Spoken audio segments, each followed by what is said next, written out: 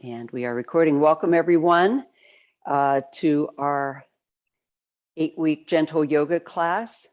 Glad to see you all here. Most of you are returning students, which is wonderful.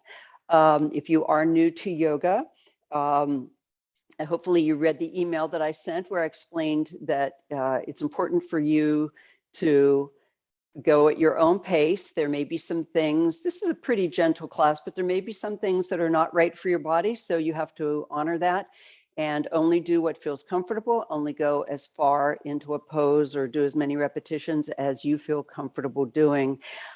Certainly if you have any pain, that's not good. If you feel a burning sensation, those sorts of things, we want to avoid that because we don't want to injure, because once you're injured, then you have to rest. So but it's wonderful that you're here, and it's a wonderful thing for self-care. And so good to have you, especially to see all the returning students. Just a little bit of office work here to make sure that we will be, hold on, I'm just muting a couple of people here to make sure it's nice and quiet. I will keep the whole class on mute during the class. If you need to speak to me, if it's something that you think is of a value to the whole class or you're having trouble hearing me, please unmute yourself to speak. I'll be sending out a recording after the class, and you'll have that available to you for about 7 days, at which point we'll have the new class. And so take advantage of that. It's good if you can do yoga another time or two. It's really, you'll find the most benefits if you're able to do the practice 2 or even 3 times during the week. It takes time for the body to open. It takes time to build strength. It's not going to happen overnight. So if there's something that isn't working for your body, don't get discouraged and just realize that's what your body needs, and you're probably in the right place for it. So are there any questions before we get started? Oh, and just so you know, Larry Turnbaugh, you should see him there on the screen, is my husband. He's my technical support. He's also a yoga teacher too, so he may be helping me to get going here with it and keep me on track. So let's come to our mats and just find a comfortable seated position. If you'd like, you can sit on a brick if you'd like. To make you a little bit more comfortable, you can sit on one of your blankets if you'd like. Whatever you need, we just need to be in a comfortable seated position. Thank you. Got a very sunny morning here, so. We will be starting every class with a breathing exercise. The breath helps us to relax, helps us to, as well, gives us strength, and is a very powerful tool in helping to calm the body and the mind. So let's just close our eyes. If you are on a chair, which you can be for this breathing exercise, make sure you're on a firm chair and you're seated at the front of the chair, and that you're maintaining a nice upright posture. Relax the body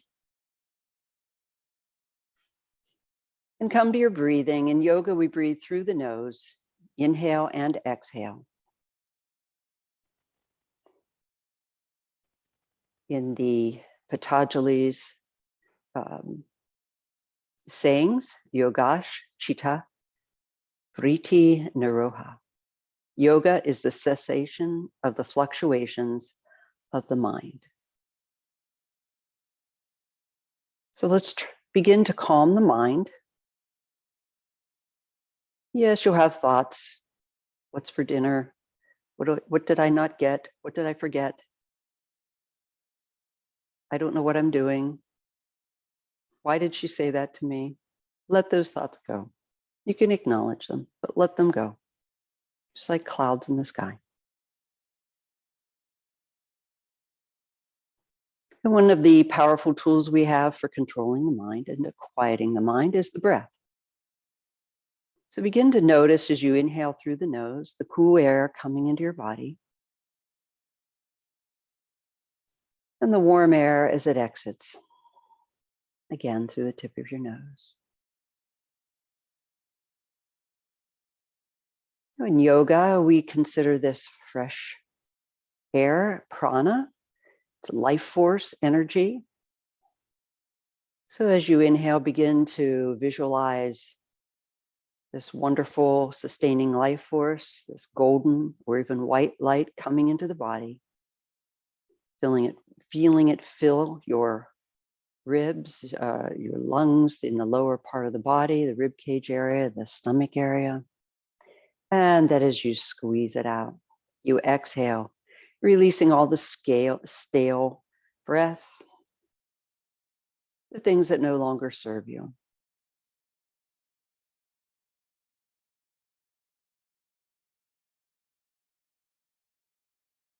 And slowing the breath down, relaxing your jaw, relax your chin and your neck.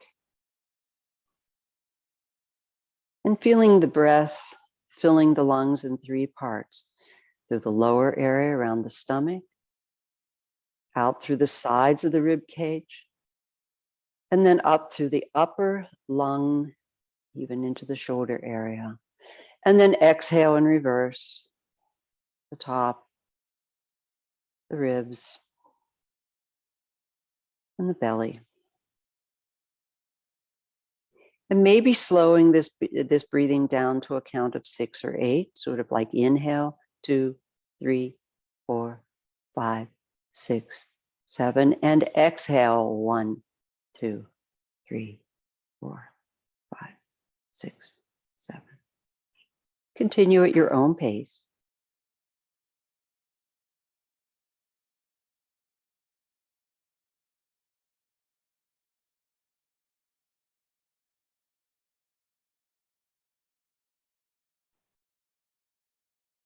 Checking your shoulders, make sure your shoulders are relaxed.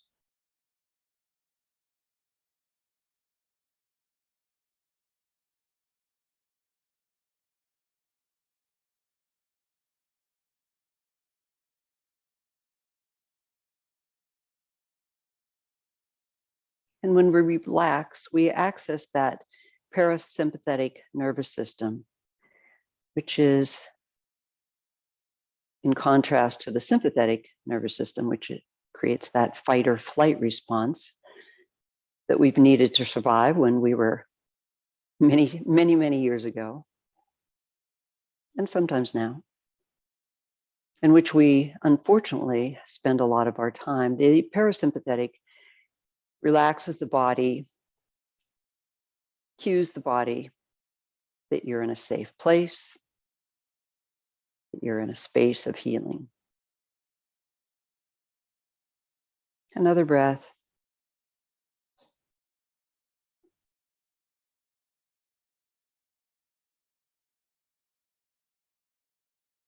And on your next exhalation, you can return to just normal breathing. And let's drop the chin to the chest. Now, if you've had a neck or head injury, we're going to do some neck rolls. If you have injured your neck or head or had perhaps spinal surgery, you want to keep the head to the front of the shoulders and not let it roll to the back unless your doctor has cleared you to do that. So inhale, let's roll to your left. Very slowly, inhale. And at the top, let's exhale. Just noticing how the neck feels today as we come around to the front. Inhale again to the same side. Make sure you're relaxing your jaw. And exhale, space between the teeth. Again, inhale. Keep those shoulders relaxed. And exhale to the other side. Coming to center. Now let's go the other way. Inhale.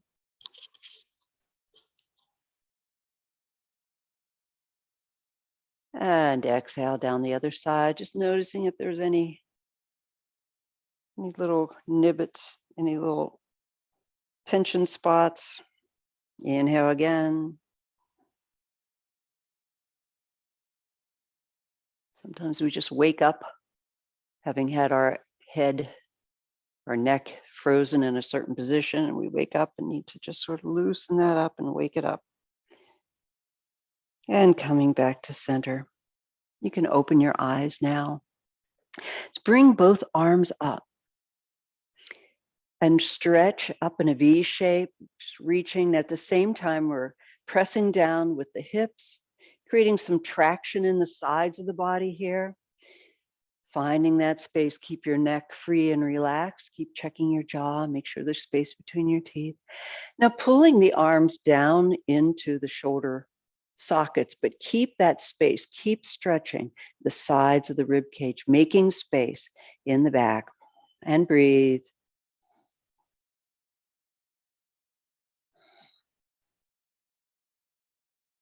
Now I'm mirroring you here, drop your left arm to the floor beside your left hip. Keep that length in the upright arm and begin to stretch over to the side. Again, pressing down with that opposite hip so that you're creating the traction and the stretch in the side of the body. You don't have to stretch far, just find wherever that point of that comfortable stretch is in the side of the body, using the hand on the floor for support, and breathe. And then come back up. Let's just roll the shoulders back, forward, loosen them up a little bit. We'll do the other side, both arms up, stretching, finding space in the spine, nice long, tall spine. Pull the shoulders in the shoulder bones into their socket. Lower now the other arm to the hip area for support, keeping that length in the upright arm. And let's just bend to the other side. Again, pressing that opposite hip down to create that traction and getting a nice stretch in the side of the body. Keep the face soft here and breathe. Just found something just moved a little bit, hearing those little crackles in the spine. Come back to center and again, roll it out. Bring your hands to your shoulders. Let's inhale, turn to the left, and exhale to the right. Inhale, exhale, inhale, exhale. Couple more. And come back to center. Let's go inhale to the right, exhale left. Keep your elbows up so that they're in line with your shoulder. Keep your chin relaxed. Couple more. And come back to center. Let's just keeping the hands on the shoulders. Let's do some nice big rolls. Again, relax the chin. This is about the shoulders.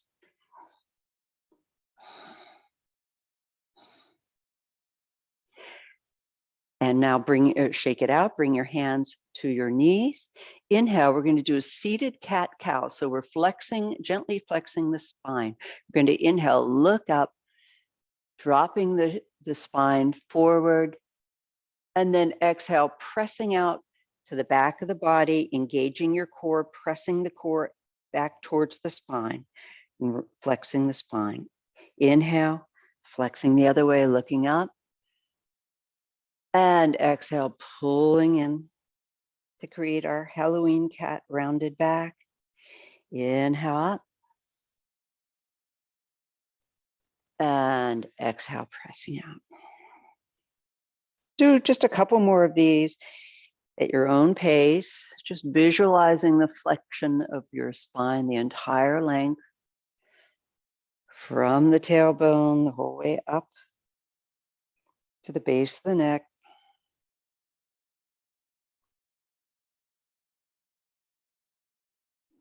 And when you're ready, come back to center.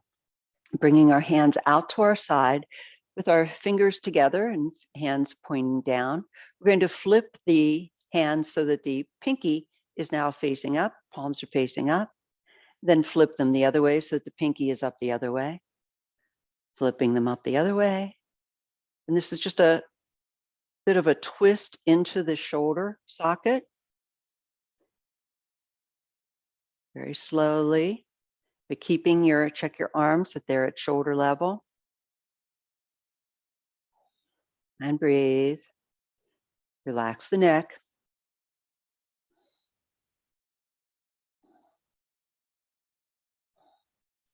This also helps to strengthen these the muscles here that you often get when you're doing the wavy thing. Keep going.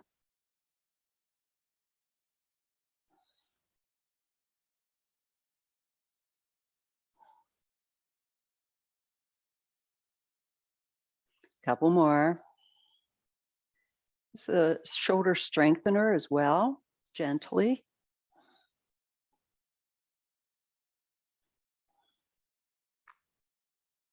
And you can release, shrug your shoulders, shake it out. Taking our hands in front of us, interlocking the fingers. Let's just do some gentle wrist rolls here. And breathe. Can get the elbows and the shoulders involved here if you'd like. Make bigger motions. Then go the other way. Start with the wrists.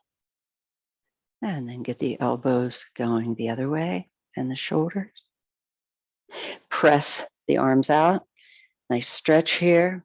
Now, whichever way you have your fingers interlocked, shake it out, interlock so the other thumb is on the bottom, press out the other way. Relax your jaw and shake it out. Now, you can extend one leg if you'd like and bring your other foot up onto your thigh. I'm going to give ourselves a little foot massage here. Poor feet, so much work, so much weight, always busy, but they don't get much love. So let's give them some. Now you can use your thumbs and just, rub. I like to rub along the arch of the spine. You can also use like your knuckles if you'd like, if you like something a little bit more vigorous. And in foot reflexology, the arch of the foot is related to the spinal column of our back. The whole foot is related to various parts of the body. Maybe pressing, giving some little bit of a work into the massage into the heel, maybe right at the base of the heel, maybe up into that soft spot right there at the foot of the base of the toes that is related to the diaphragm or the solar plexus, the soul of our being. It's always very sensitive. And pressing along the base of the toes, maybe doing some this little piggy went to market, twisting each toe. And then if you'd like, pressing your fingers, this can be hard for some people, but pressing your fingers, see if you can get them between your toes and just spread them out a little bit. It's just going for a little flexibility. If it doesn't work, don't worry about it. Just do the best you can. Maybe each side might be different than the other. But the toes, wearing leather shoes, tight shoes, the toes get a little stiff over time. And then pressing the toes back, I'm just using my whole hand here to press them back and get a stretch that way. And then stretch them forward. That feels good. And release. Let's do the other side. Bring the other foot now up.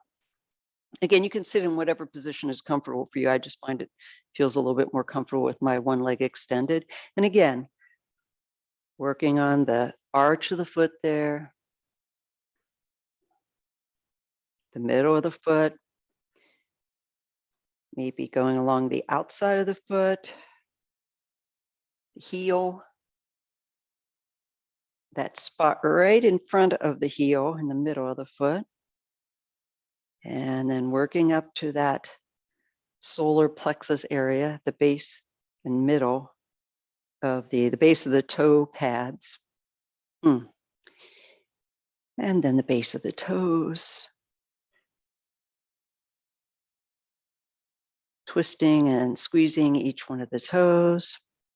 And then bringing our fingers, maybe if one side is definitely, this side is a little, no, actually this side is better than the other. One side of the body is always tighter or looser than the other.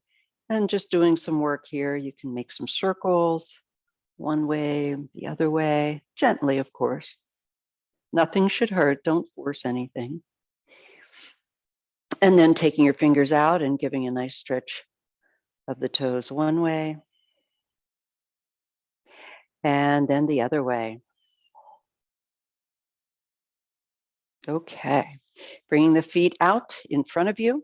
I'm going to turn this way, coming into our forward seated forward position, seated rod, excuse me. Dandasana. So in Dandasana, this is a postural position. We have our feet flexed in front of us. I keep moving the skin away from my sits bones because I want my hips to be engaged with the floor. I'm pressing the back of my legs against the floor. And I'm keeping my feet flexed. So this is a very active pose. I'm pressing down with the legs. The legs are taut, they're engaged, the muscles are. My hands are at my side. I'm on my fingertips a little bit because I want to have a nice tall posture. Opening the heart space, pulling the shoulders back here. My chin is in line with a parallel with the floor, keeping my airways open. Relaxing the jaw, relaxing the shoulders, close your eyes and let's breathe. Trying to keep those shoulders forward as much as possible. Gravity has taken its toll. The benefit of aging is that you live to be old. The problem is gravity. So we want to be pushing back on gravity a little bit. Now, while you're enjoying your Dandasana, continue to press down with the legs against the floor, keeping those feet flexed. I'm going to talk about 3 internal root locks that we use a lot in yoga, the 3 main ones. They're called bandhas, it means lock. The first one is at the root of the torso, between the legs and the perineal area. And when we engage that, it pulls up on our perineum, supports our internal organs. So that's the Mula Bandha. The second is at the core area. We pull, it's called the Uddiyana, and we pull in and up back towards the spine. And this supports the internal organs and the spine and our posture as well. The third is at the chin, the Jalandhara Bandha. And when we engage the chin, we gently pull in, almost like we're trying to make a very little double chin. But what it does is it engages the neck with the rest of the spine in its normal curvature position, so that we're not, the chin is not susceptible to sprain or injury. And these bandhas also help to control the flow of energy in the body. Now you can open your eyes. Just bring the arms up. Find that stretch again, reaching for the sky, and then hinging from the hips. Now I'm also pressing down in the hips, pressing down in the legs, and I'm going to hinge forward into our Paschimottanasana, our forward fold. Now we don't want to hunch. We don't want to curve the spine. We want to lengthen the spine. So instead of visualizing maybe your head to your, or your nose to your knees, visualize your nose to your toes, which rhymes, so that's easier to remember. You can bring the hands either on your legs, that's fine, or on the floor, whichever is more comfortable. And we want to envision that we're sort of pancaking the torso onto the legs. Finding a deep stretch here. I'm pressing down on the hips, finding a deep stretch in the lower back. And breathing, relax the chin and the jaw. And as you breathe, maybe noticing a little bit giving, a little bit more opening. Maybe noticing one side, maybe being a little bit more open the other. I can put my right elbow down a little farther than my left. Again, I'm right-handed. Most of my body tends to be a little more cooperative on the right side than on the left, and most bodies are like that. All right, release, push yourself up. Now grabbing your belt, you can do the same thing, expand the belt. And this time we're going to put the belt over both feet. And we're going to grab the belt with our hands. And this time we're going to do the same thing again, using the hips, pressing down through the hips, pressing down through the bottom of the legs, keeping the feet flexed for traction. But we're just going to use that belt to find a little bit more length. And don't go crazy here, but you're just finding a little bit, maybe a little bit more stretch here by being able to use our prop. Again, we're looking for a lovely stretch in the lower back. If you have troubles And breathing. Relax the chin. I'm saying that to myself as well because I tend to tense my chin. We all do. But we're not working on the chin. We're working on the lower back, the upper back of the legs, that IT band area where we often have trouble. If you have trouble, feel pain when you sit down or get up, this helps to stretch that area. And release.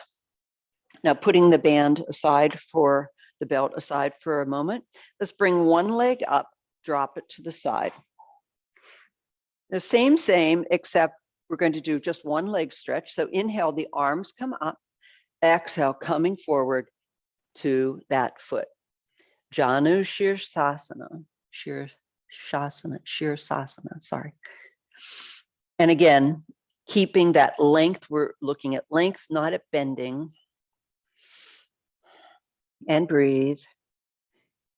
Can relax the neck, keeping that tension in the leg with the flexed foot.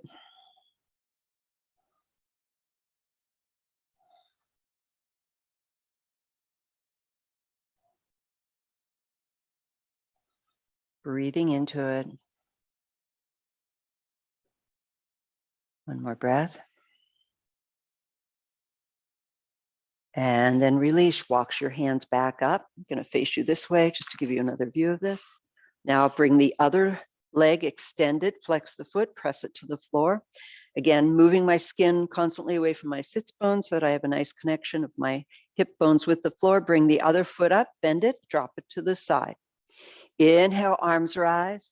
Exhale, forward hinge. Hands come to the floor wherever you are.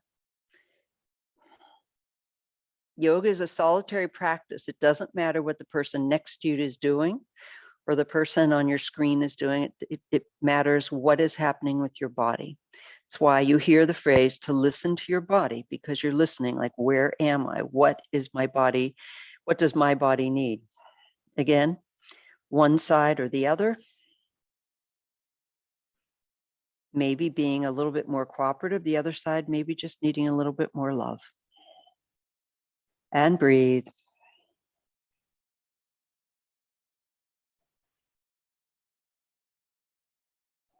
One more breath.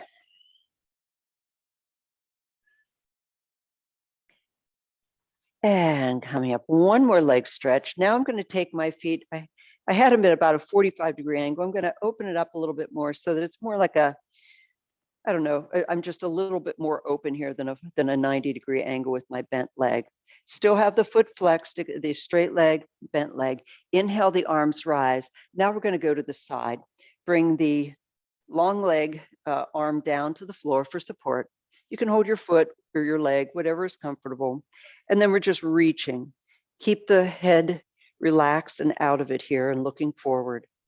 We're again finding a deep stretch in that deep side or the opposite side. If you're having trouble finding that, make sure you're pressing that hip down to create the traction you need to get that stretch. I'm hearing all sorts of pops and cracks back there. What is going on? Nice stretch.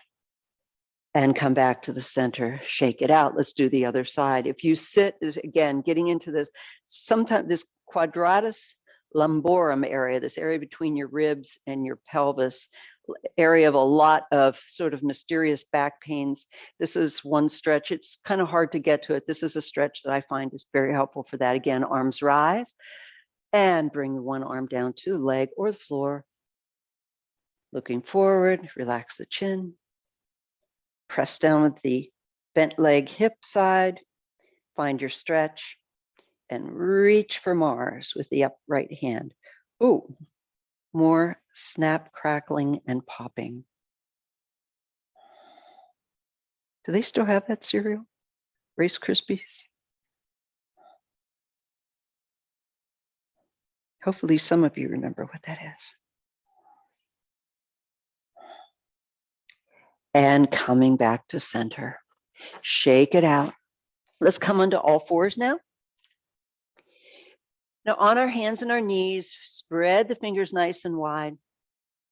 Hands are under our shoulders, knees are under our hips, about hip width apart. We're going to do some bird dogs here, very important for the back, and for our balance. And we want to keep the hips level. We don't want to tip the hips over. So as we're lifting the right hand, we're going to extend the left leg, kick the heel out. Try to keep that hip level and then down. Very slow here. It's harder slow than to do it fast. Other side. Now the right heel kicks out and we're reaching forward with the left hand and center. And you can continue on these, do as many as you'd like. We're strengthening the opposing muscles across the back from the lower to the upper. Other side. And back. And if you want, keep going. If you want to see how your hips are doing, you can put, I wouldn't suggest a glass of water. You could do that, but good luck. I would suggest a brick to see, are you tipping the brick off? Oops. Or are you keeping it on? So if the brick falls off, like I just demonstrated, lower that opposite hip.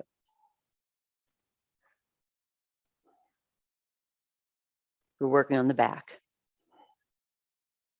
Okay, and then come back to center. You can take your brick off if you have one on. We're going to lift the right knee up to the side, bent, and we're going to, again, keep that hip flat. I guess you could keep the brick on if you'd like. And we're just going to do some knee circles, circling into that hip, really focusing on keeping that hip down. Go one way, and then go the other way. And come back to center. Let's do the other knee. Hip circles. It's really, we're working into the hip, but we're moving the knee. Focusing on keeping that hip nice and flat. Go the other way. And back to center. It's also for the core too. Now we're just going to lift the side knee. We call these hydrants for obvious reasons. Again, watch that back is not sliding over, that back hip is not bending over, and lift. Inhale, lift, and down. Do 3, 4, or 5 of these as you count, nice and slow. I say nice, even though it can be a little hard. Do the other side. Inhale up. Hard can be nice. Up again. Check your hip. Keep it flat.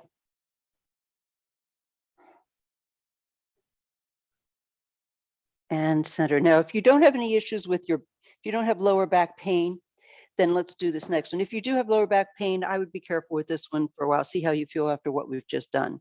Extend the leg now and lift the leg up and down. Up, down. Up, down. One more. Up, down. Don't have to lift the other side. You don't have to lift it very far, but this is strengthening the glutes, lower back. Lift and down. Lift and down. Lift and down.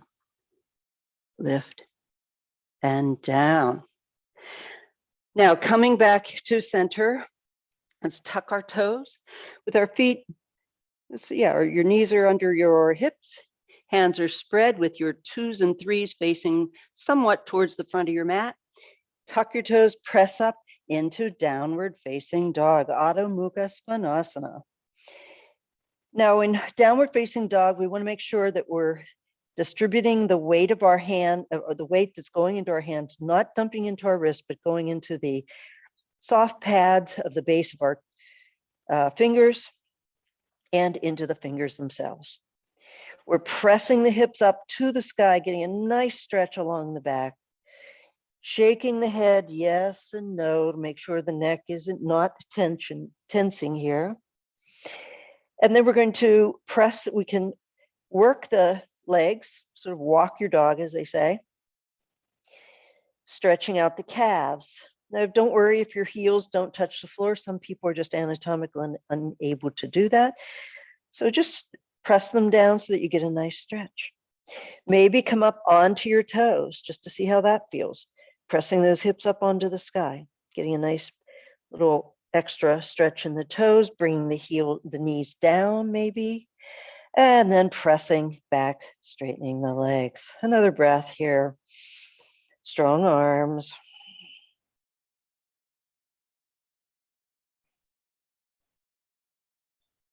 And on your next exhalation, let's bend the knees and gently begin to walk the feet forward to the front of your mat, coming into our forward fold Uttanasana. Now we want to make sure we're supporting the back. So if your hands don't touch the floor, bend your knees so that they do, or you can use a brick to support the hands. That's fine too. That's why they're there, so we can still get the benefit without the pain or the strain. Wherever you are, let's just take a moment here. We're hinging from the hips, feel very free in the upper body, maybe even swaying slightly back and forth a little bit here.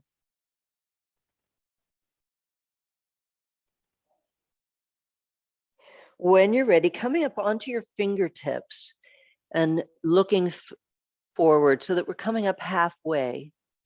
Body is forming sort of a 90-degree angle. This is Ardha Uttanasana, excuse me. And then coming back into our forward fold, soften those knees. When you're ready, bring your hands to your hips, engage your core muscles, press through the heels and hinge up to standing. Take a moment with your hands at your side and just breathe. Now, opening your eyes and taking your feet just sort of wider than your hips and bending your knees. And let's just do some sways side to side. Just letting your arms ragdoll from side to side. Breathe. This is gentle.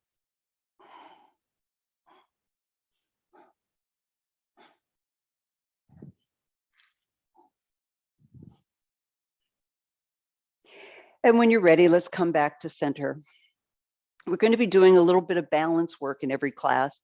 Now, the reason we work on balance, I think it's well known that balance is an important part of your of any yoga practice. If you can easily Google it and find out the studies that have shown the connection with the ability to balance and longevity.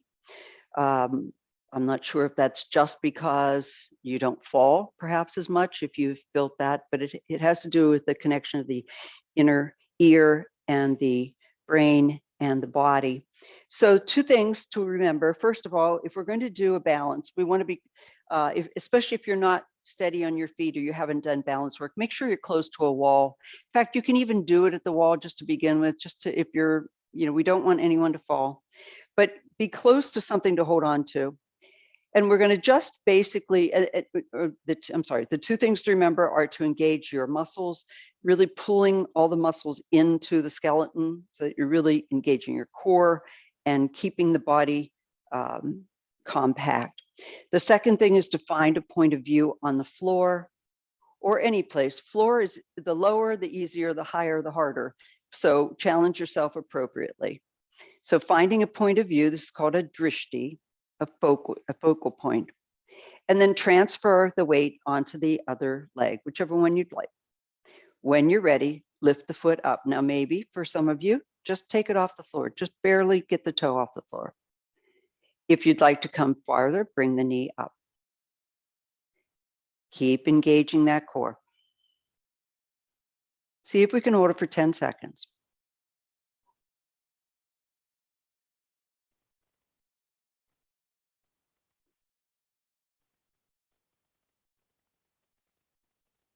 And then down. Do the other side. Same thing, engage your core. Find your point of view, your drishti. Transfer the weight onto the other leg. Remove the toe from the floor, maybe just right above it. Maybe lifting it up halfway to begin with, and breathe.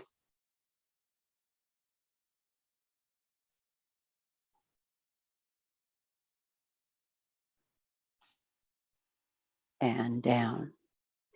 I'd suggest you practice that a couple of times this week. It's something you can do even when you're brushing your teeth, or maybe waiting for a pot to boil, or just standing anywhere. It's something you can do in an airport. You can be very subtle about it. You don't have to get into a big deal, but working on your balance. And if you feel that you're really struggling with that, you can get it back. You can develop this over time. I'm not sure it's so much that you lose it, it's just as much as you use it. So don't be discouraged. Okay. Let's come to the front of our mats with our feet about hip width. Let's reach up to the sky. Exhale, hinging down to the floor from the hips. Soften the knees. Bring the hands down into our forward fold. Inhale, looking up halfway, coming onto our fingertips, finding more stretch in the back of the body. Inhale, step back with the left and come onto your knee. Exhale, step back with the right and come onto the other knee. Spreading the knees out, we're going to come into our child pose, balasana, where the hips come onto the feet, knees are spread, hands are down, our head is on the floor. Now, if this is fine for you, good. Stay here, rest and breathe. If you're struggling with this, let me give you a few modifications. First of all, for your head, if it's hard to get your head down, use a brick, or you can use a blanket, whatever, to support your head. This is a resting, supportive pose. We don't want you in any agony at this point, so use that. If you're having trouble getting the hips down, you can use a blanket, beach blanket here, and put it behind the knees. I'd have two, obviously, but that lessens the severity of the angle. You can use whatever you'd like there. You can put a pillow there if you'd like, so that you can get into that pose, but not have as much pressure on the knees.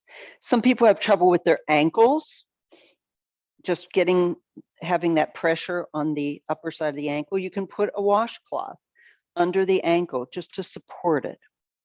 If none of these work, then come onto your back.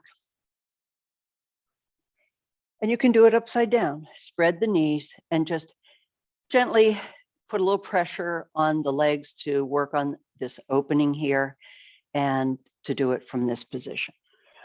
Whichever, lots of options, and you are where you are.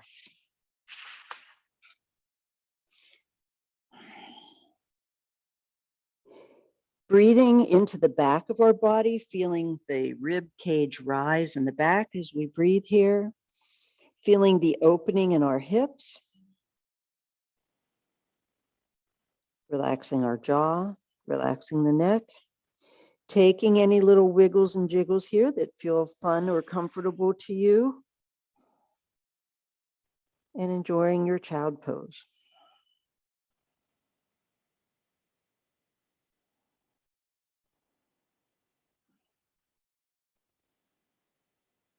This is also a wonderful pose if you're going through stress and you're having trouble with anxiety.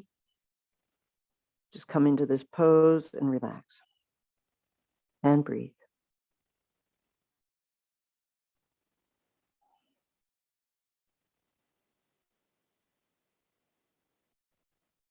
Another couple breaths here.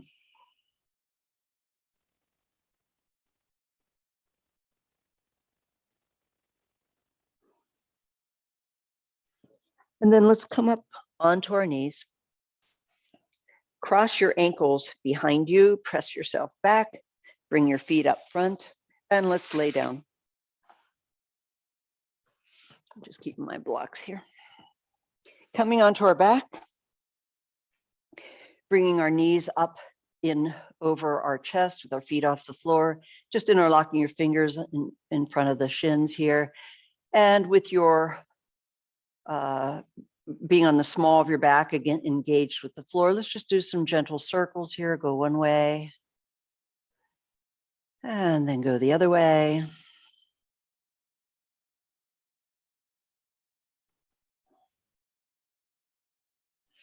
And then dropping your left leg out so that we're stretching it forward. Bring your fingers now just on the right leg and gently pull that knee up towards the right knee up towards your right shoulder.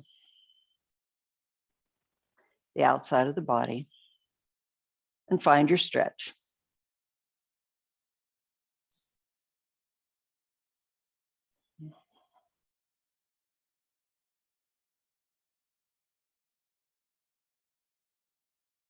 Now, if you'd like, you can then bend the outstretched leg. Take the knee that or the leg that you've just been hugging, and place the ankle over the right ankle over your left thigh. And you can stay here and just maybe put some pressure, a gentle pressure on this right bent thigh to get that opening. A couple of breaths here.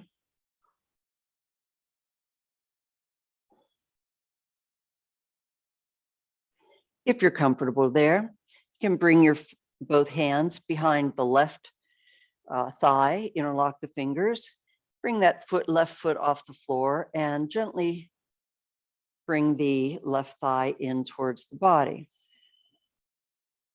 Finding a stretch here. Again, a wonderful antidote for sciatic nerve issues to help to keep that stretched. Relax your shoulders. Now, for some people, this is far enough. And if that is fine, enjoy it. Just keep here and keep working with that stretch and breathing through it. If you'd like, you can interlock now the fingers in front of the left shin for an even deeper stretch. And again, it's just the interlock fingers, just the weight of my arms, creating a little gentle pressure to pull that left bent leg in towards the body. Few breaths here as you notice the sensations. The opening in the hips.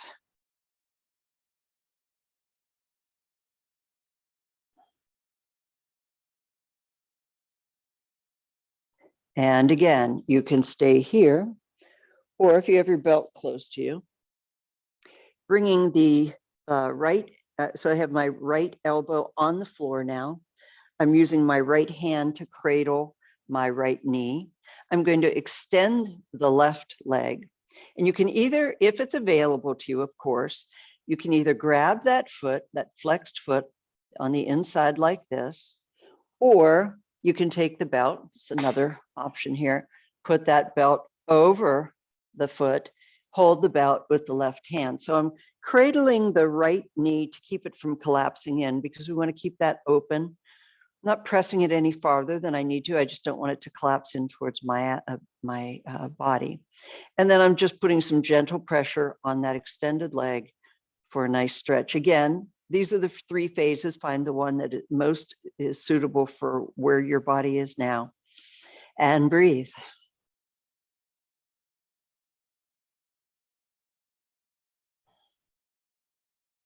Relax your shoulders.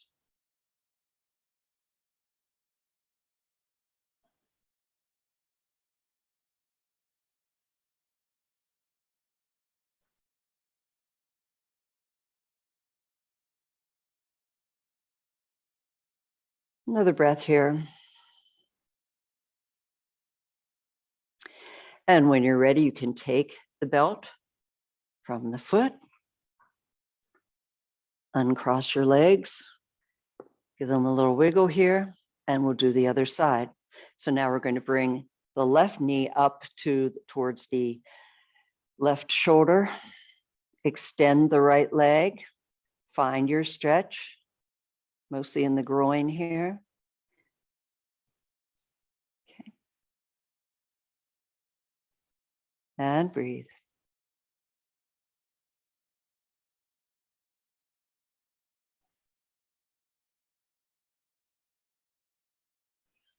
Now, as before, let's bend the right leg now. Place the left foot over the right thigh and just take a few breaths here to enjoy this. You can even work with your left hand. You can work that left leg if it feels tight. Just massage it a little bit to help loosen it up. Staying here if you feel that this is a good stretch for you. Or if you'd like, you can interlock the fingers behind the right thigh now. Bring that right foot off the floor. Relax the neck and the jaw. And again, just sort of hang here. Encouraging that right leg up now towards the body.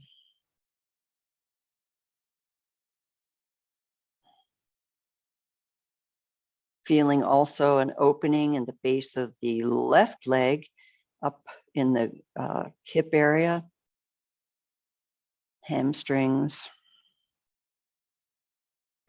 And staying here if you'd like, or if you'd like to go a little deeper, interlocking the fingers now in the front of the shin, a little stronger, pulling of the legs in towards the body, feeling this a little deeper in the glutes, the hips.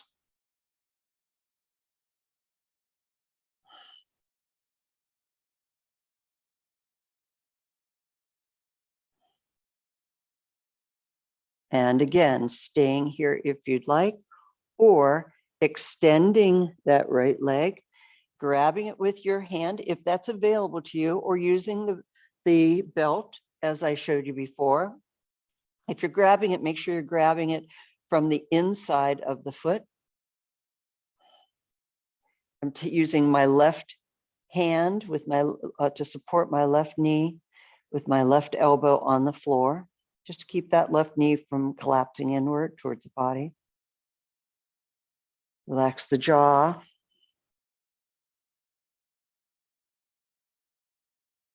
If in any of these poses you're having trouble keeping your head on the floor, make sure you support it with a blanket or a brick, whatever you need.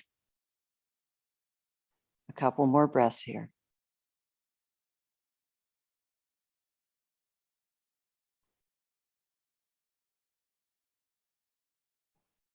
And then you can release. Uncross your legs. Let's lift the hips up and just give them a little jiggle here. Just shimmy your hips a little bit. Bring your knees back up over your body. Now, reaching on the inside of your knees, I'm grabbing my shins and I'm just doing some gentle pressure here to create a stretch in the groin here. So just letting gravity do its thing with a little help from my hands, and breathe. Make sure you're not pressing your rib cage up towards the sky, keeping the natural curves in the back. Relax the ribs. Now, if you're comfortable here and you'd like to you can stay here, just enjoying this lovely opening here, stretch of the groin. If you'd like to go a little deeper, we can go into happy baby. Happy baby, you're going to grab the feet. Again, if it is available to you, grabbing the feet again from the inside of the feet, flexing the feet, bringing the knees or the ankles up over the knee area. Now, some people have trouble keeping their head down here. You can put a brick under your head here to support the head. If this is too strong, just stay back and just, you can keep the feet up actually and just hold underneath at the thighs and get that same effect. But if it's available to you, holding the feet here, close your eyes and breathe, relax the neck. Just using the weight of the arms to encourage a gentle opening of the hips. Again, good for that whole sciatic nerve area. Hamstrings. I'm feeling it in a bunch of places. It just feels wonderful. So breathe, and maybe even feeling like you can get as you breathe, find just maybe a ½ inch more opening of the knees, a little farther. Keep the feet over the knees as much as possible.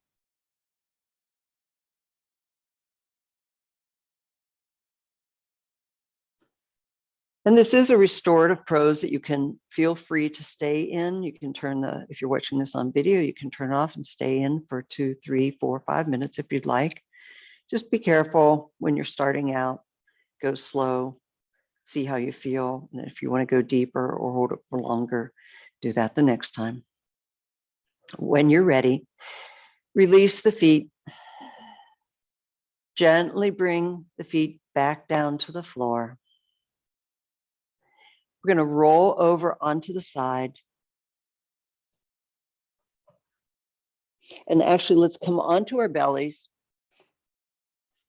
Stretch out our arms in front of us. And then walk the hands in. And we're going to come into our Sphinx pose. So the elbows are under our shoulders. This is a gentle back stretch. Our feet are about hip width apart. Feel free to just wiggle your hips around a little bit here. And breathe. Head is facing, gaze is forward. Relax the chin, relax the shoulders. And just allow for this gentle, some time in this gentle back bend.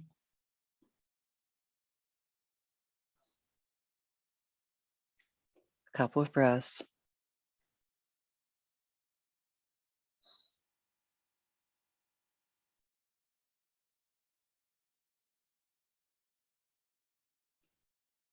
And when you're ready, let's extend the arms, bring the head to the floor. And just as we did in our bird dog pose, we're going to do the same thing here, but from our locust position. We're going to Salabhasana, we're going to lift the right arm and the left leg, and then down. Lift the left leg, arm, and the right leg, and then down.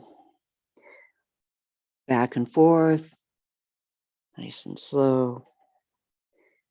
Lift the head as you lift the arms, and then down. Just do a few of these. Strengthening the paraspinal muscles here, but gently. And finish, come to the floor. Relax the body. Let's roll back over onto our backs. Coming into our final pose, our Shavasana, which is corpse pose.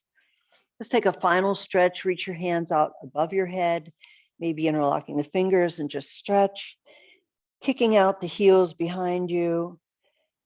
And maybe the one time that we breathe through the mouth, just sighing out through the mouth 3 times. Ah.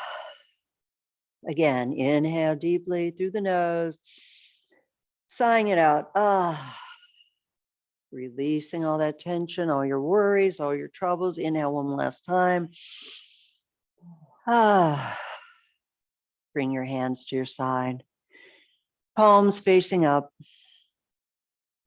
Check your head for any tension. Now, corpse pose is our quiet, passive, yet active pose. The less you do here, the better. It's the time of our practice where we allow the energy, the life force of our practice to settle in and nourish our body, our mind, our spirit.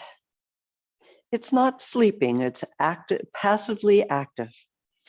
Checking the body for any tension, because we do hold tension. We have some well-worn patterns of tension. And as you go through the various yoga practices that we're doing, you may notice, oh, I never realized I was holding some tension there before. Maybe it's in the hip, maybe it's in the neck or the jaw, maybe just the face.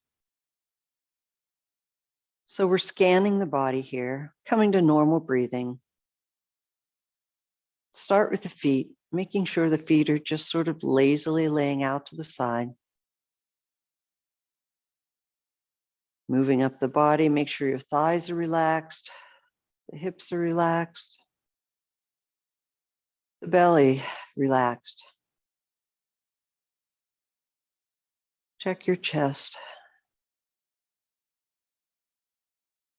Let the shoulders fall heavily into the floor.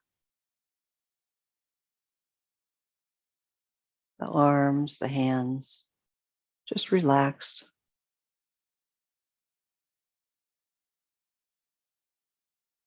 Check your neck. The jaw, have some space between your teeth. Relax your tongue. The eyes. The face. Just allow this energy to permeate your body, radiating all over and around you, encasing you in an egg of golden or white light, regenerating, healing, filling you with love, with peace, with trust.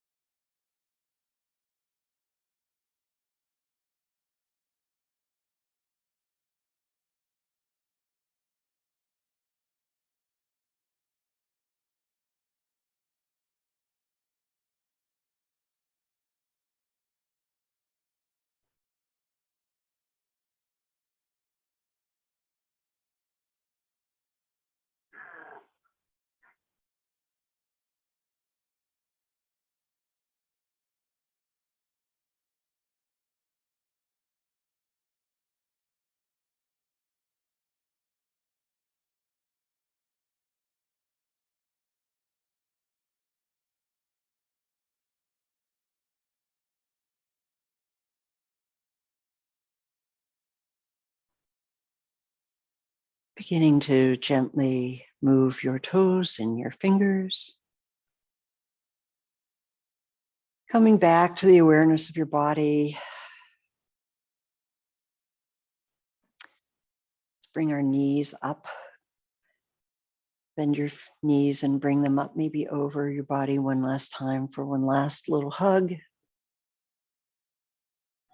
And when you're ready, rolling onto the side of your body, keep your eyes closed for just another second here, another breath on as you lay on your side.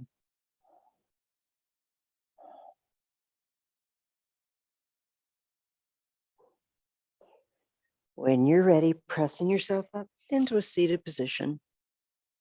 Keep your eyes closed for another moment. Bringing your hands to your heart.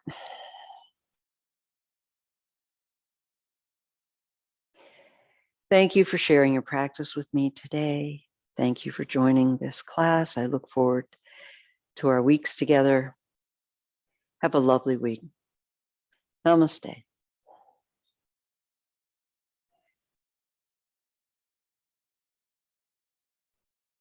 Namaste. Thank you, everyone. If you have any questions or anything comes up this week, feel free to text me, send me an email. And I'm always happy to hear from you. So have a lovely week, and I'll see you next week. Thank you. You as well. Take care. Bye-bye.